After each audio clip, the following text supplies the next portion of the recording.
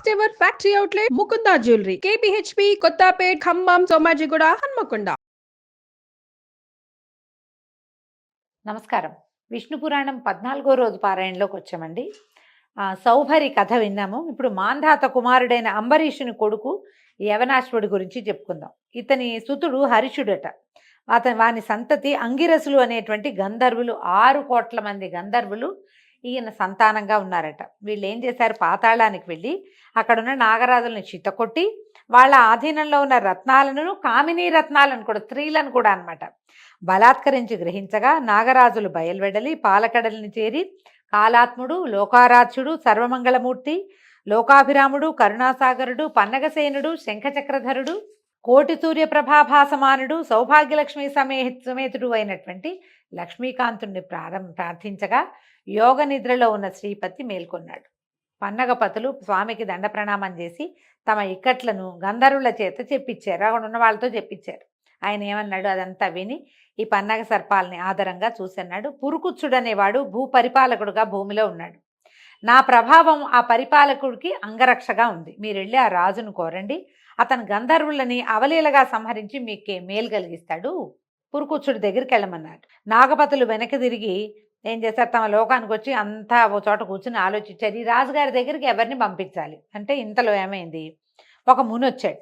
ఆ ముని వచ్చి ఏం చెప్పాడంటే, దీనికి ఎవరిని పంపించాలో ఆయన ఐడియా ఇస్తున్నాడు.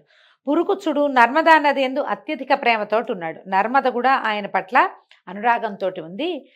నర్మదా యొక్క నది స్త్రీ రూపం అన్నమాట. మీరు వెళ్ళి నర్మదకి మీ బాధ చెప్పి ప్రార్థించండి, ఆమె కనికరించి పురుకుచ్చుడిని ప్రేరేపిస్తుంది. అప్పుడు ఆ రాజుగారి తరలొచ్చి మీ పక్షాన్ని నిలబడి మీ శత్రువుల్ని హతమారుస్తాడని చెప్పాడు. ఇంతలో అనుకోకుండా వీళ్ళందరూ ఇలా సమావేశంగా ఉన్నప్పుడు నర్మద ఒక దివ్యకాంతగా మారి అక్కడికి వచ్చిందట. ఈ పాములు సర్పాలందరూ ఆమెను బతిలాడుకున్నారమ్మా, ఇది మా పరిస్థితి అంటే. సరే ఈవిడేమంది, ఉండండి నేను పురుకుచ్చుడిని తీసుకొస్తానని పురుకుచ్చుడి దగ్గరికి వెళ్ళి పాతాళానికి తీసుకొచ్చేసారు కల్లా. అప్పుడు వీళ్ళు ఆయన్ని సముచిత రీతిని సత్కరించి, నాయన మహారాజా, విష్ణువు మాకు చెప్పాడు మమ్మల్ని మాకు మేలుగా కలగజేస్తావని, కాబట్టి ఆ మాట సఫలం చేయి. నీ పేరు మేము మహావిష్ణువు దగ్గరే విన్నాము, మాకు సహాయం చేయమని అడిగారు. అయితే ఈ పురుకుచ్చుడు ఏం చేశాడు, ఈ నాగులకి శత్రువులుగా ఉన్న గంధర్వులను ఎదిరించి సహజము విష్ణు ప్రభావ భరితము అయినటువంటి భుజబలంతో ఈ 6 కోట్ల మంది గంధర్వుల్ని సంహరించేశాడట. నాగులకి నిర్భరమైన ఆనందాన్ని కలిగించాడు. వాళ్ళకి ఎలాంటి కష్టం లేకుండా చేసి వాళ్ళ వల్ల స్వకులాభివృద్ధి, నువ్వు వంశాభివృద్ధిని వరంగా పొంది ఇంటికి వచ్చేసి సంతోషంగా ఉన్నాడు.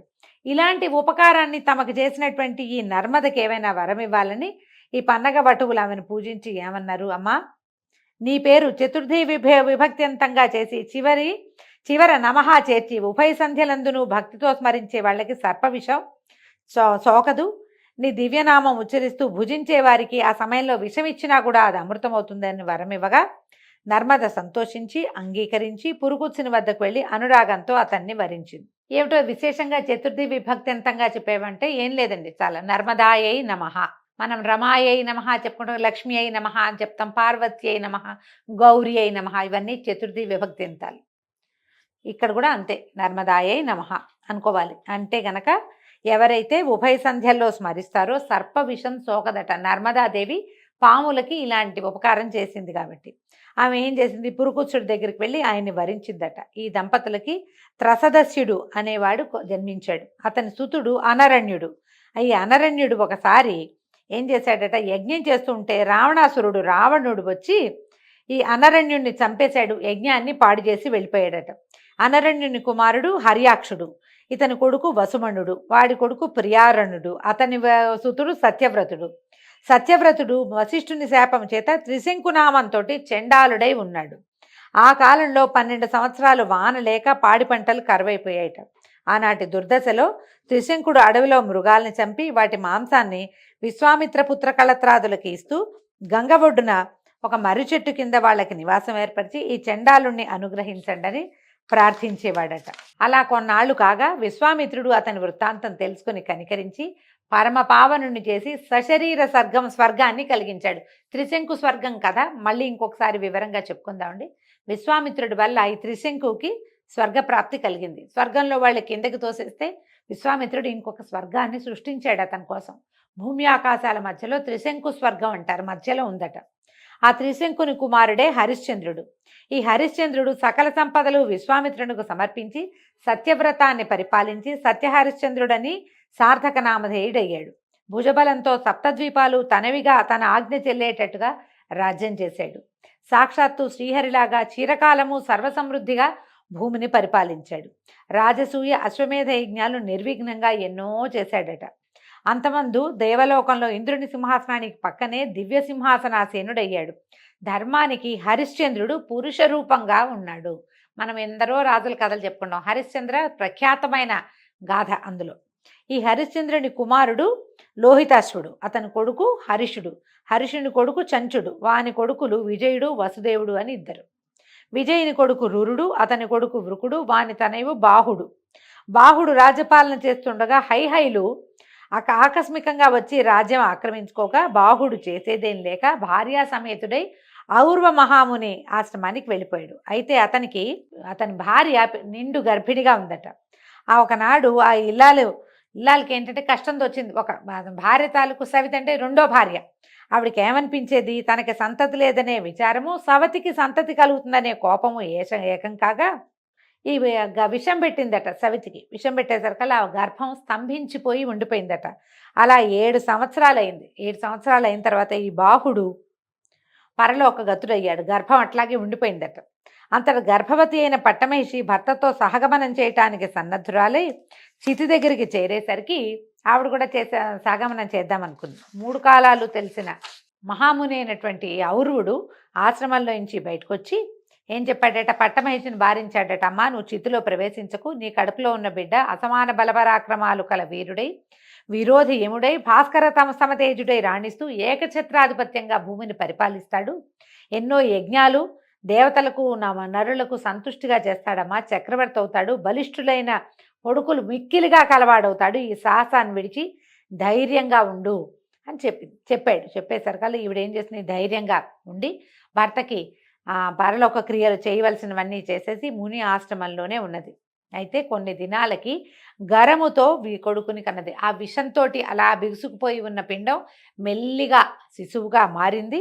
అప్పుడు ఆ విషంతో కుమారుడు జన్మించాడట ఆమెకి. అయితే ఔర్వుడు అనే మహర్షి ఆ పిల్లవాడికి సగరుడు అంటే గరము అంటే గరళము తెలుసు కదా మనకి. గరళం అంటే విషం, గరము అన్నా కూడా విషమే. సగరుడు అని పేరు పెట్టాడట. అయితే పేరు పెట్టి జాతకర్మాది క్రియలు జరిపించి చెవులోపనయనాదులు, విద్యాభ్యాసము, శాస్త్రము, అస్త్రశస్త్రాదులు అన్నిటికి సంబంధించిన శిక్షణ, ఎన్నో విద్యలు నేర్పించాడు. అయితే ఏమైంది, ఒకనాడు సగరుడు తల్లి దగ్గరికి వచ్చి అడిగాడట, అడవుల్లో ఉండటం ఎందుకమ్మా మనకి, మనం ఇక్కడ ఎందుకున్నావు, మా తండ్రి ఎక్కడున్నాడు అని అడిగితే అప్పుడు ఏం చెప్పేది, నాయన హైహైలు మూకమ్మడిగా వచ్చి పోరాడి మీ తండ్రిని అడవులకి పారద్రోలేరు. తర్వాత సవితి మీ పింతల్లి నాకు విషం పెట్టింది. మీ నాన్నేమో ఇలా పరలోక గతుడు అయ్యాడు. ఔరుని చేయూతతోటి నేను నిన్ను ఇట్లా పెంచాను నాయన అనేసరికల్లా ఇతను ఏం చేశాడట, సగరుడు ఆ దుష్టుల్ని వధించి ముల్లోకాల్లోనూ మా నాన్న కీర్తిని వ్యాపింపచేస్తానని చెప్పి హైహైలను యుద్ధానికి పురికొల్పి అందరినీ ముక్కలు చెక్కలుగా ఖండించేశాడట. అయితే ఈ సగరుడి బలపరాక్రమాలు, ఈ పరాక్రమాన్ని చూసి శక యవన కాంభోజాదులు బెదిరి పారిపోయి వశిష్ఠుని దగ్గరికి చేరారట. వశిష్ఠుడు ఆలోచించి వాళ్ళని కులాచారాలు విడిచి గతి తప్పిన వారిగా, బతికున్న చచ్చిన వారిగా చేసి సగరుడి దగ్గరికి వెళ్ళాట. వెళ్ళి, రాజా నీ ప్రతిజ్ఞ చెల్లింది, హైహైలంతా చచ్చిపోయారు, వీళ్ళంతా కూడా చచ్చిన వాళ్ళతోటే జమ. ఎందుకంటే వీడు ఎప్పుడైతే కులాచారాన్ని పాటించలేదో వాడి బతుకున్న వాడి కింద లెక్కే కాదు. నీకు భయపడి ప్రాణరక్షణ కోరుతూ నా శరణు వచ్చారు. శరణన్న వాళ్ళని కాపాడాలి. నేను మీ వంశీయుల కులగురువుని ముందు నుంచి నా మాట మన్నించాలంటే సరే ఆయనకు ఒప్పుకుని ఏం చేశాడట, ఆ రాజుల్ని విడిచేసి మీ స్థానాల పోండి, మీ రాజ్యాలు మీరు పరిపాలించండి అని పంపించేశాడు. అప్పటి నుంచి యవనులు బోడి తల్లల వాళ్ళు, యవనులకి నెత్తి మీద జుట్టు లేదట. శకులు సగం బోడి తల్లట. పారదులు విరబోసిన జుట్టు కలిగిన వాళ్ళు, ప్లవులు మీసాలు గడ్డాల వారు, కాంభోజులు అధ్యయనం లేని వారు అయ్యి ఈ కులాలు అంటే వీళ్ళందరూ మనవాళ్లే. శకులు, యవనులు, కాంభోజులు వీళ్ళంతా కూడా భూమి మీద మనతో పాటు ఉన్నవాళ్లే. వీళ్ళని ఇట్లా విడిచిపుచ్చటం వల్లే ఇలాంటి ఇవి వచ్చినాయన్నమాట, పద్ధతులు వచ్చాయన్నమాట. వాళ్ళకి తమ తమ కులాచారాలు విడిచి బ్రాహ్మణులకు దూరమై మ్లేచ్ఛులయ్యారు. ముందంతా వీళ్ళు ఇదే వంశాలకు చెందిన వాళ్ళు, సూర్యవంశానికి చెందిన వాళ్ళు, చంద్రవంశానికి చెందిన వాళ్ళే మొదట. ఇలాగ సగరుడు తండ్రి శత్రువులను దునుమాడి తన నగరానికి వచ్చి అభిషిక్తుడై 7 దీవులకు అంటే సప్త ద్వీపాలకి ఏకంగా ఉన్నటువంటి వసుంధరని పరిపాలించి చాలా అద్భుతమైన చరిత్ర కలిగిన వాడై ఉన్నాడు. వినతా కశ్యపుల కుమార్తె అయినటువంటి సుమతిని, విదర్భ రాజపుత్రికైన సుకేసిని పెండ్లాడి రాజ్యభోగాలు అనుభవిస్తూ హాయిగా ఉన్నాడు. ఉన్న తర్వాత పుత్రకాంక్షతోటి భార్యల కోసం ఔరువుని దగ్గరికి వెళ్ళి ఆయన చెప్పాడట, నాకు కుమారులు కావాలని కోరుకునేసరికల్లా ఆయన ఏం చేశాట, ఒక భార్యకేమో వంశవర్ధనుడైన కుమారుడు, ఇంకొకటికి 60 మంది కుమారులు కలుగుతారని చెప్పాడట. విదర్భరాజపుత్రి ఆ ఒక్క కొడుకుని, విదర్భరాజపుత్రి ఒక కూతుర్ని ఒక కొడుకుని కోరుకుందట, నేను అంతమంది పిల్లల్ని కనలేనని. అలాగే సరే ఏమైంది, కాశ్యపి వినతా కశ్యపుల కుమార్తె అయిన సుమతి నాకు 60 మంది కుమార్తెలు కావాలి. మనం 60,000 మంది అని కథల్లో వింటామండి. 60,000 మంది అని కూడా ఉన్నది ఒక చోట. ఈ భాగంలో మనకు 60 మంది అని కనపడుతుంది. తర్వాత ముని అనుజ్ఞతోటి నగరానికి వచ్చేశారు. సుకేసికి ఒక కొడుకు కలిగాడు, వాడి పేరు అసమంజసుడు. ఈ సుమతికి 60,000 మంది 60 మంది కుమారులు జన్మించారు. ఈ అసమంజసుడు ఏంటంటే పేరుకు తగినట్టుగానే తమ్ముళ్ళని వెంట పెట్టుకుని ఎన్నో రకాల చెడు పనులే చేసేవాడు. పిల్లల్ని నీళ్లలో ముంచేసేవాట, సరదాకి చేసేవాడు. దాంతో ఏంటంటే ఓర్చుకుని ఉండేవాళ్ళు ప్రజలంతా కూడా, రాజుగారి అబ్బాయి లేక కలిగిన కొడుకు ఏమంటాము అని ఊరుకునేవాళ్ళు. అయితే అతను అసమంజసుడు యువకుడయ్యాక కూడా అతని దుర్మార్గం, చిన్నతనంలో బాల్యచేష్టలు కాదు, పెద్దవాడయ్యాక కూడా అలాగే క్రూరమైన దుర్మార్గమైన విపరీతమైన ప్రవర్తన కలిగి ఉండేవాడు.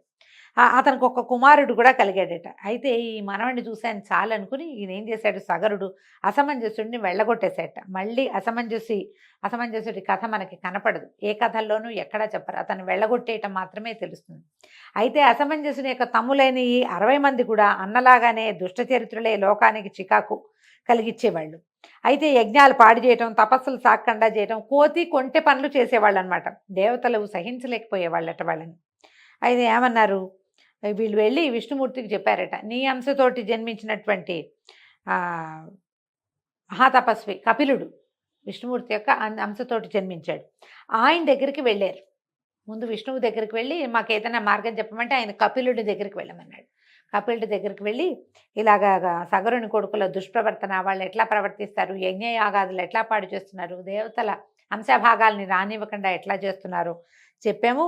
నువ్వు పద్మాక్షుడివి, భగవంతుని అంశతోటి జన్మించిన వాడివి కాబట్టి వీళ్ళ ఆటలు ఇట్లాగే సాగనిస్తే క్రమంగా యజ్ఞవ్యాగం అనేది నశించిపోతే మేమేం చేయాలి, ఈ కథ ఫినిష్ చేసేద్దాం. అయితే ఇట్లా చెప్పేసరికల్లా కపిల మహాముని ఆయన తపస్సు చేసుకుంటున్నాడు. ఆయన ఏమన్నాడంటే, ఒకసారి పాపం పండితే వాళ్ళని మనం ఎవ్వరు ఏమీ చేయక్కర్లా, వాళ్ళ పాపానికి వాళ్ళే నాశనం అయిపోతారు. వాళ్ళు చేసినటువంటి పాపపుణ్య కర్మల ఫలితం వాళ్ళు అనుభవిస్తారు. కాబట్టి అచిరకాలంలో పాపకర్మలైన సగరనందనులు రూపుమాసిపోతారు, మీరు బాధపడకుండా వెళ్ళండి, వాళ్ళ కాలం సమీపిస్తుందని చెప్పి పంపించేశాడు. ఇంతలో ఏమైందట, సగరుడు ఇలా పిల్లలు విపరీత ప్రవర్తన కలిగి ఉన్నారు, వీళ్ళకి ఏదైనా సరైన పని పెట్టాలని అశ్వమేధ యాగం చేయడానికి దీక్ష పూని అశ్వ రక్షణ కోసం తన కుమారులను నియోగించారట. ఈ 60 మంది లేదా 60,000 మంది గుర్రం వెనకాల ప్రయాణం చేశారు. కొంత దూరం వెళ్ళిన తర్వాత ఏమైంది, దేవదూత ఒకడు వీళ్ళని మోసం చేసి యజ్ఞాశ్వాన్ని భూమి యొక్క వివరంలోంచి ఒక బిలంలోంచి లోపలికి మళ్లించి నాగలోకంలో తపస్సు చేస్తున్న కపిల మహాముని ఆశ్రమంలో ఆయనకు ఎదురుగుండా ఉన్న ఒక చోట కట్టేసి వెళ్ళిపోయాడు. ఇంతలో సగరనందనులు తేరుకున్నారు. యజ్ఞాశ్వం మాయమైపోయిందని వెతికి గుర్రం కనపడకపోవడంతో భూమి మీద 4 చెరగులా వెతికి చివరికి భూమిని తవ్వి లోపలికి ప్రవేశించి పాతాళంలోకి వెళ్ళిపోయి కపిల మహాముని ఉన్న చోట అక్కడ యాగాశ్వాన్ని చూశారు. అసాధారణ దీక్షతో కళ్ళు మూసుకుని తపస్సు చేసిన మహాముని చూశారు. ఆయన కొంత దూరంలో చెట్టు కింద ఉన్న యాగాశ్వాన్ని చూసేసరికల్లా ఈ ఆయుధాలని జల్పిస్తూ, మా తండ్రి చేస్తున్నటువంటి యజ్ఞాన్ని పాడు చేయడానికి వీడెవడో వడంబడ్డాడు, వీడే తీసుకొచ్చి ఉంటాడని భావించి ఇదట్లా సన్యాసిలాగా నటిస్తున్నాడు, చితకొడదామని చెప్పేసి అందరూ మీదకెళ్ళారట. ఎప్పుడైతే తనని సమీపిస్తున్నారో ఈ 60,000 మంది, ఆయన కళ్ళు తెరిచి చూశాడట. కళ్ళు తెరిచిన మరుక్షణం ఏమైంది, కళ్ళలోంచి నిప్పురవ్వలు వచ్చేసి మొత్తం ఈ 60,000 మంది బూడిదైపోయారు. ఎప్పటికీ యాగాశ్వం వెనకాల వెళ్ళిన కుమారులు రాకపోయేసరికల్లా సగరుడు విచారించి గుర్రాన్ని తోలుకు రమ్మని తన మనవడు అసమంజసుడి కుమారుడైనటువంటి అంశుమంతుడిని పంపించాడు. అతను ఈ 4 చెరుగులా వెతుక్కుని తన బాబాయిలు వెళ్ళినటువంటి ఆ భూ వివరంలో ఇంచే నాగలోకాన్ని చేరి ఈ కపిల మహాముని దర్శించి నమస్కారం చేసి ప్రార్థించాడు. ఎందుకంటే సగరుని కుమారులు ధూర్తులు, యుక్తాయుక్త విచక్షణ జ్ఞానం లేనివాళ్ళు. కానీ అంశుమంతుడు అలాంటి వాడు కాదు, చాలా వివరం కలిగినవాడు, ప్రత్యేకమైన ఆలోచన విధానం ఉన్నవాడు. ఈయన ఎప్పుడైతే కపిలుని ప్రార్థించాడో ఆయన నుతికి ప్రసన్నుడై వత్స గుర్రాన్ని తీసుకుపోయి మీ తాత యజ్ఞం పూర్తి చేయించు అనేసరికల్లా ఇతను అడిగాడు, మా తండ్రులు ఇలా బూడిద కుప్పలైపోయారు, వీళ్ళకి స్వర్గలోక నివాసం అనుగ్రహించంటే ఇప్పుడు కుదరదు అని చెప్పాడు. నువ్వు చెయ్యలేవని నీ పౌత్రుడైన భగీరథుడు అతి తపోనిష్టతో శివుని కృపబడిసి సురగంగని భూమికి రప్పిస్తాడు. ఆ గంగాజల కణాలతో ధరణి పరమపావనం అవుతుంది, గంగా ప్రవాహం ఇక్కడికే వస్తుంది. దాని తుంపర్ల చేత నీ తాతలు నీ తండ్రులు పవిత్రులై స్వర్గలోక వాసన అవుతారు. ఈ విష్ణుపాదం నుంచి పుట్టిన ఆ మహానది గాలి సోకినంతనే ఎలాంటి పాపాలైనా ఆ ఏటిలో కలిసిపోతాయి. ఆ పుణ్యనది జలాలలో స్నానం సకల పాపహారం. గంగాజలం ఒక్క కణమైనా సరే శరీరంలో ఏ ఒక భాగంలో పడినా కూడా మనిషి పాప విముక్తుడవుతాడు. నువ్వు గుర్రాన్ని తీసుకుపోనాయనా అని చెప్పేసరికి అంశమంతుడు గుర్రాన్ని తీసుకొచ్చేశాడు. తర్వాత యథావిధిగా అశ్వమేధం పూర్తి చేశారు. సగరతనయుల చేత రూపొందిన సముద్రునికి సాగరుడని పేరు వచ్చింది. ఈ భూవివరాన్ని ఎప్పుడైతే వీళ్ళు తవ్వేసరికల్లా అప్పుడు చిన్న జలపాయగా ఉండేటువంటి సముద్రము చాలా పెద్దదైందని చెప్తారండి. ఈ సగర వృత్తాంతంతో ఈరోజు భాగం పారాయణ పూర్తయిందండి. రేపు ఉదయం మళ్ళీ తర్వాతి భాగంలో కలుసుకుందాము. నమస్కారం.